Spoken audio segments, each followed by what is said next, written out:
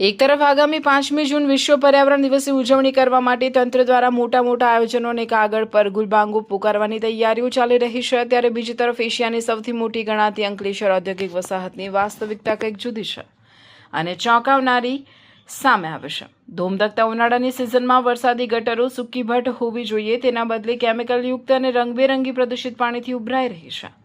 ભર ઉનાળે પ્રદૂષિત પાણી રોકી ન શકનાર નબળા તંત્ર સામે હવે એ સવાલ ઊભો થઈ રહ્યો છે કે આગામી ચોમાસામાં તંત્ર પાસે પ્રદૂષણ મુક્ત પર્યાવરણની શું અપેક્ષા રાખવી। નેશનલ ગ્રીન ટ્રિબ્યુનલ કોર્ટના કડક હુકમ બાદ અંકલેશ્વરમાં કેમિકલયુક્ત પ્રદૂષિત પાણીના ગેરકાયદે નિકાલને રોકવા માટે ખાસ કમિટીઓની રચના કરવામાં આવી છે।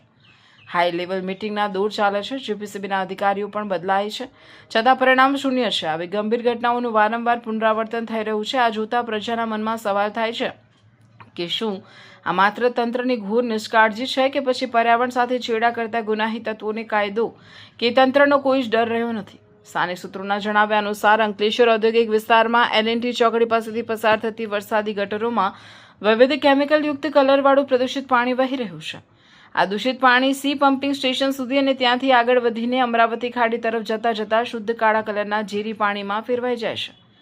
આ મામલે પ્રકૃતિ સુરક્ષા મંડળ દ્વારા તાત્કાલિક ધોરણે જીપીસીબી ગાંધીનગર અને અંકલેશ્વર કચેરીને પુરાવા સાથે લેખિત ફરિયાદ કરવામાં આવે છે। પ્રકૃતિ સુરક્ષા મંડળના સલીમ પટેલે તંત્રની કામગીરી સામે આક્રોશ વ્યક્ત કરતા જણાવ્યું હતું કે એનજીટીના આદેશ પછી પણ જો આવી ઘટનાઓ રોજબરોજ બનતી હોય તો તંત્રની રહેમ નજર વિના આ શક્ય નથી।